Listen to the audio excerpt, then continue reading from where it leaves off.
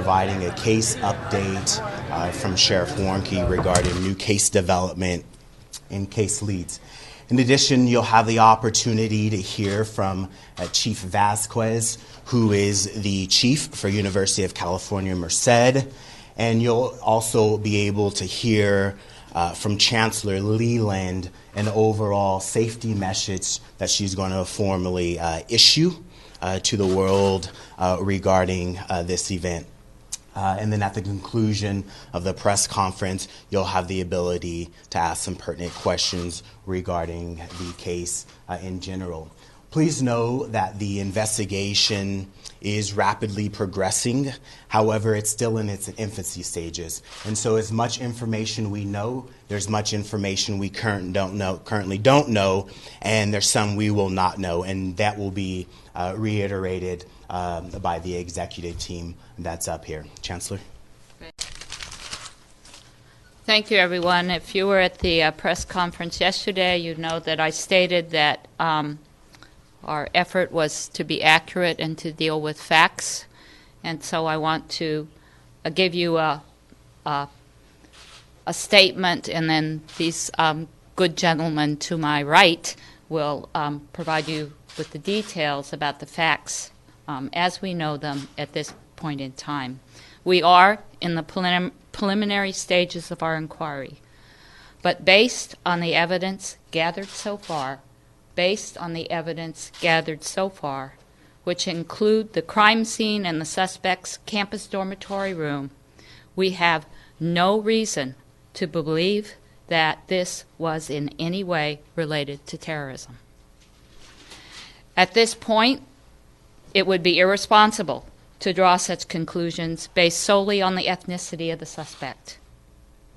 At this point in time, the preliminary evidence suggests that freshman computer science and engineering student Faisal Muhammad of Santa Clara appeared to have been motivated by personal animosities, not a political agenda. It is not, in fact, if it was not for the prompt action of a contract employee or students, and then by campus police, we have reason to believe our students would have faced far greater injury. Based on eyewitness accounts, students in the classroom played pivotal roles not only in alerting police and thwarting further attacks, but also in providing first aid to the initial victims. And while classes are canceled for today, the campus reopened at noon so that faculty and staff could return for critical business. The campus also resumed dining operations and opened its recreation center for the benefit of our on-campus students. And full operations will resume on Friday. Meanwhile, we have brought in resources from across the University of California to provide counseling to our students, faculty, and staff, and indeed many of our young alumni who still reside in the area and who've been touched deeply by this tragedy. No one in our campus community has been untouched by this event, but we are a close-knit campus, and we're helping each other through this difficult time. I've been touched by the outpouring of support from across the nation, but in particular, the Merced community. Thank you. But I also want to call out our students. They're remarkable. They always have been, and this whole situation has reinforced this for me in multiple ways. They have rallied together, they are helping each other, and have even organized a vigil for tomorrow night to reclaim the Scholars Lane Bridge that is such an important symbol to our community. Thank you, and I will now turn it over to, who's next? Okay, to our wonderful sheriff. Good afternoon, and thank you for being so patient with the turn of today's events.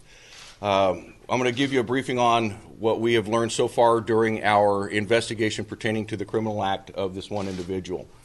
I'm going to first explain to you that I have been given permission by one of the lead agents from the FBI that during the course of their investigation they have found nothing in this person's history, personal belongings, electronic devices, or any other items to suggest anything other than this was the act of an individual for a vendetta or whatever pertaining to what happened yesterday. There is nothing to indicate there's any political or religious motivation pertaining to what he did yesterday. Having said that, after the events yesterday, I'm sure that most of you are aware that the Merced City Police Department Bomb Squad, along with the Fresno County Sheriff's Department Bomb Squad, were called to the scene because of what items we found in the subject's backpack. The bomb squad rendered the backpack, I guess, neutralized, and items found in it would suggest to us that this person had far greater intentions to do harm, and because of the actions of everybody involved yesterday, that did not occur. In the backpack were zip-tied handcuffs, 2 clear bags holding Vaseline, petroleum jelly. Also in there was a night vision scope, a single lens scope, a safety hammer that is a device to use to break windows. I'm trying to remember everything I saw in that. All the items that we have in there, duct tape. We had 2 rolls of duct tape and also small sections of duct tape. Don't know what his intentions were, but I don't think that they were very nice. I think that he had planned on doing some extra stuff, and fortunately it did not occur. We were very fortunate yesterday. We are in the preliminary stages of this investigation, and I want to be assured that the Sheriff's Department, along with UC Merced, are doing a joint investigation pertaining to the criminal activity that occurred yesterday during this incident. We are developing leads daily, because this is the first day, and actually up to the minute. I want to reiterate with regard to the presence of the FBI, they did a comprehensive background on our subject and his family and found nothing to indicate that any other actions were there other than his own single criminal behavior at the college campus. Chief? Thank you, Sheriff. I also want to reiterate what the Sheriff as well as the Chancellor have just mentioned. At this point in time, we are going to continue to work with our federal partners as well as the Sheriff's Department on this joint investigation. And we are also bringing in and have brought in additional staff from the other UC campus police departments. And so they are actually assisting us, and they will be on campus for a minimum of a week. So that way we're able to bring the campus back to a sense of safety and normalcy as quickly as possible. I would like to thank the Sheriff's Office and all of our partners who have stepped up and just assisted us, because it's been a very long last day, and we are going to continue to move forward. Thank you. Okay. So I'm supposed to give a general safety mission, a message. You probably shouldn't trust me. You found that occasionally I can use the wrong words when I'm really, really tired. But this is really my message. This was a horrible act by a single individual that impacted the campus. It's not characteristic of what happens on our campus. Our campus is a wonderful and it's a safe place. And over time, we're going to need to build that confidence back up in our students that UC Merced is a place where they can grow and thrive, because it is. And this incident is not at all characteristic of the climate of our campus. So I want parents to know that we are providing incredible extra support to students. And if any of you reporters are interested in that, I've got my Vice Chancellor for Student Affairs in the back of the room, and he'd be glad to give you details. We're mobilizing that support from around the University of California, so we have the appropriate range of expertise. But the campus is open, and things are running. Students will be back in classes tomorrow, and once again, God bless our community for all your support. Thank you.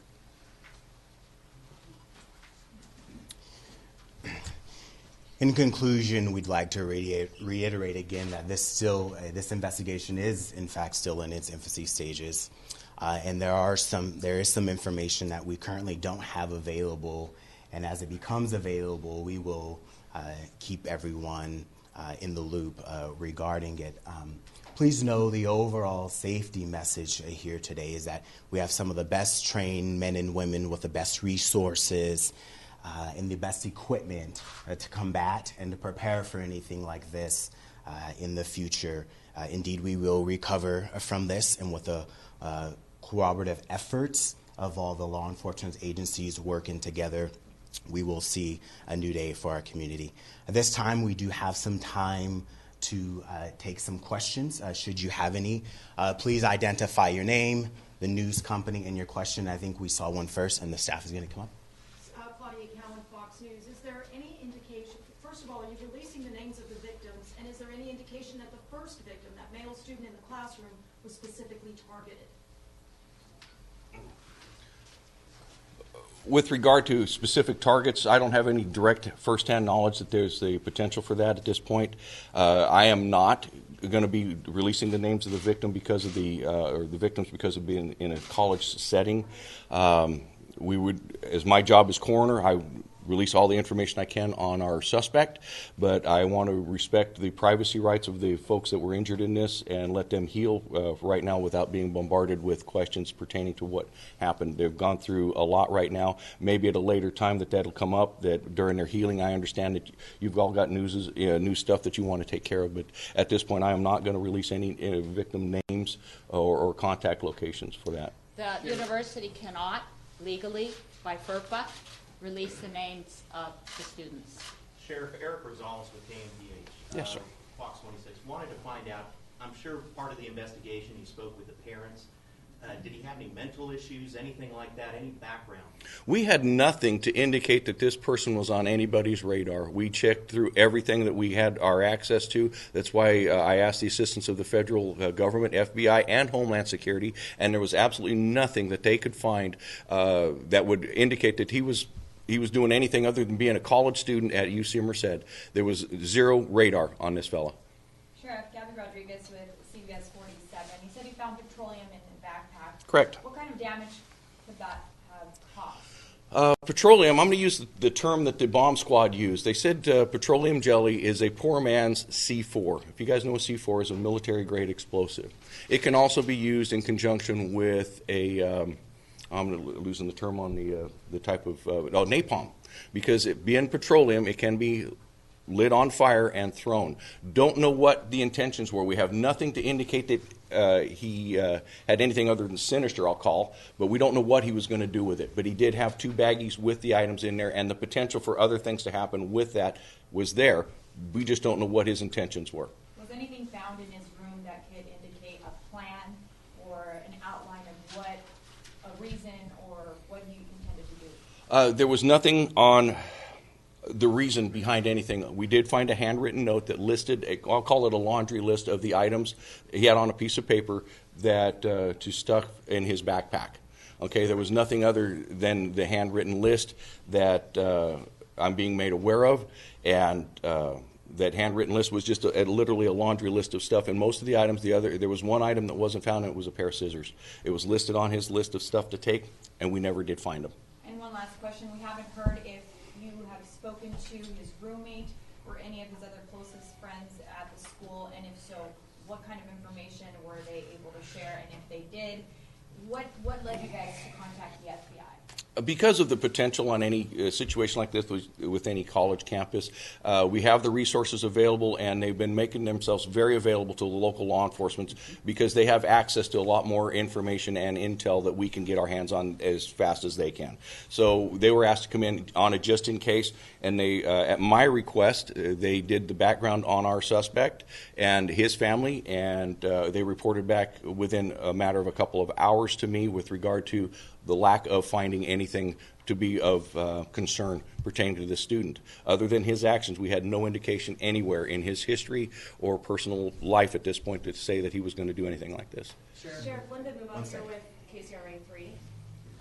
Wanted to ask you said this is not religiously motivated or politically motivated. Do we know why the suspect was at that specific building and on that specific floor classroom? Chief? We know he was a student in the class. It was his classroom. He was a freshman student, and he was. This incident started in his class. Do we know what class that was? Yes, we do. I can't remember. Someone back there? Charles? Sure, it was a general education course that all of our incoming first year students take. How far into the class was it? Just a few minutes. Okay. Joe Muller, KC 24 NBC. Were you guys looking into social media accounts, and were you able to learn anything from those social media accounts if you did? Our investigators, along with the FBI, looked into all social media accounts pertaining to this individual, and they were unable to find anything to link him to anything other than what a normal 18-year-old freshman college student was doing. There was nothing out there as far as his accounts go.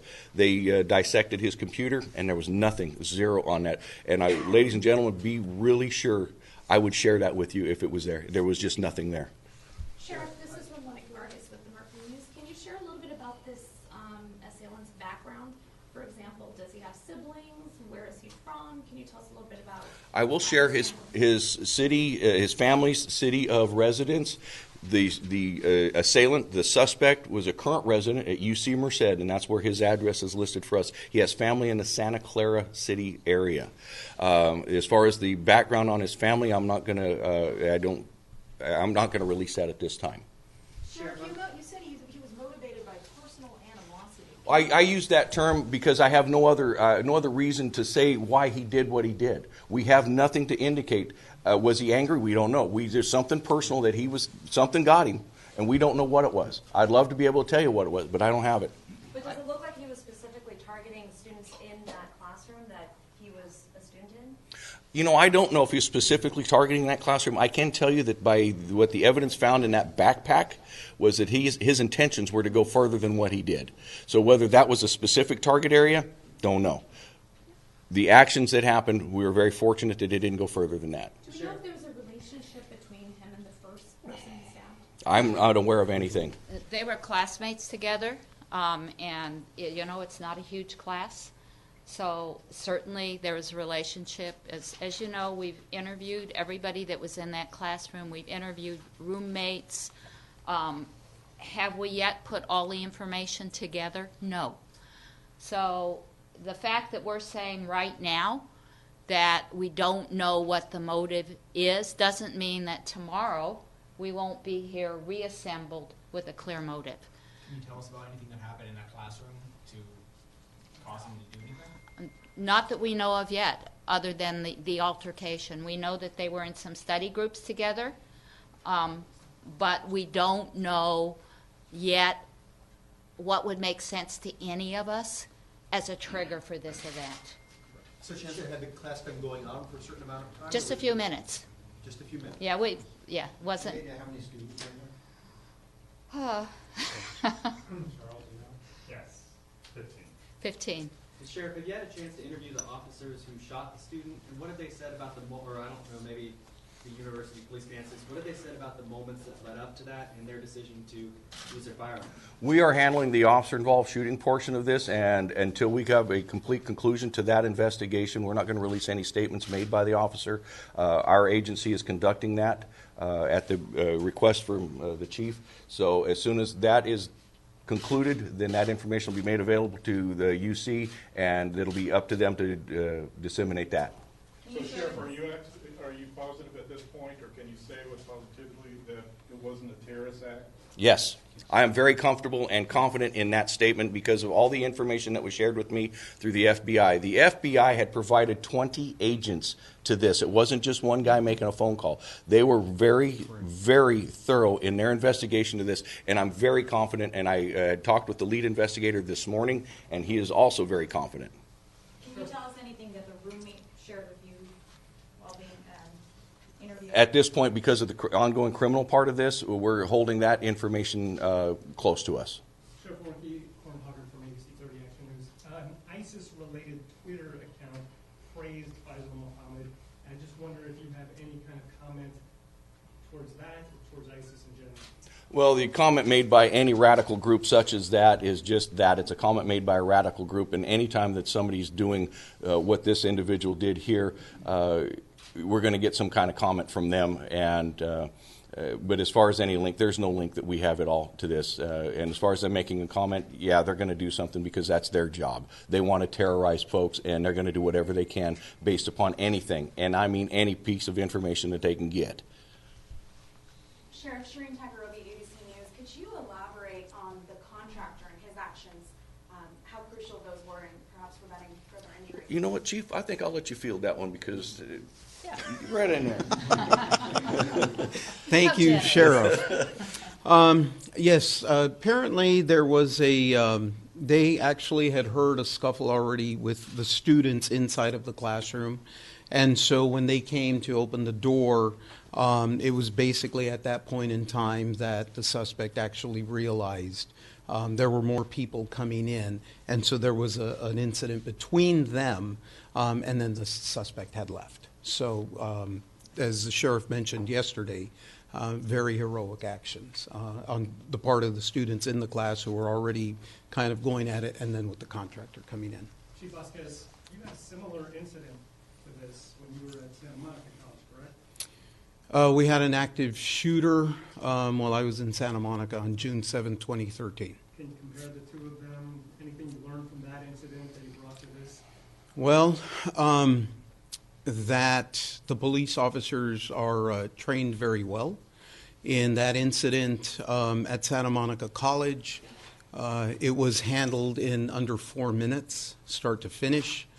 And this incident and the suspect engaged with the officers in Santa Monica, and the suspect was killed there. Here, it's well under 2 minutes. And again, the suspect engages with the officers and is shot and killed.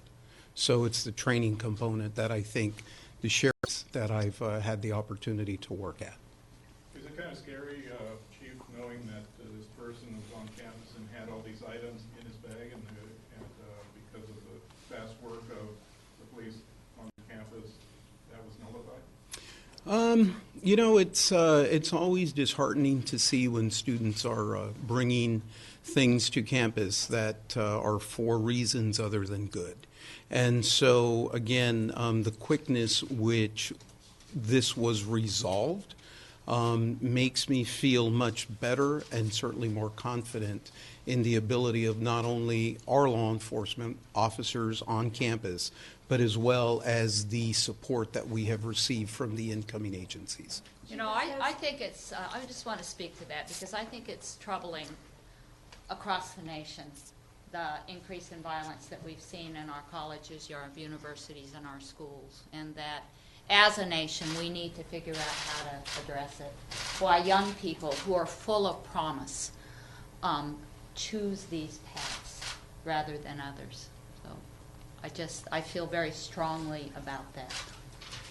Chief Vasquez, are you identifying the officers that were involved in the shooting, and can you tell us how long they've been with the police department? Yeah, not yet. We're not doing that. We're working with the sheriff's office on that. So, Sheriff, you're saying that this is not terrorist related. Correct. But we have a backpack that clearly shows a lot of planning. A lot of planning. And yet you're ruling out this one particular motive. I'm only ruling it out only because I can't substantiate that there was one. And I would, like I said, if we had a definite substantiated proof, anything that this guy had it, doesn't mean it wasn't. I'm just saying that we have nothing to say that it was, okay? Again, all of our indications indicate, right now, we had an 18-year-old that was mad at somebody or someone or something. Something happened. We don't know. We're getting to the bottom of that, and as we progress, our two agencies are working together as we're speaking tirelessly to try and figure out if we can come up with a motive. Sheriff, have friends and associates been able to say if this anger had been building? Had he shown any signs of it? There was no indication prior to his doing this that anybody shared with us at this point. If somebody does come forward, I'll be surprised. But if they do, we'll share it with you. We're not going to hide it. Wait a second, Corin. Yes, sir. Was there any video in the classroom, or did anybody else in the classroom take any video that you're using to help with the investigation? We don't have videos in the classroom. So, Fair to call him a lone wolf? I can just tell you that he acted by himself. If you want to make that term, he was by himself during this whole thing. So don't know what else to call it, but he was by himself. At this time, this will conclude the press conference. We know that there's a lot of lingering questions, and at a later time, something will be convened in written form, or we will convene another press conference to clue you in about any additional information. We will be sending out a formal press release regarding this that is already prepared. And so many of you guys don't have information in our database. And so if you wish, please leave your card on the podium, and the press release will be sent out in the next 30 minutes. Thank you.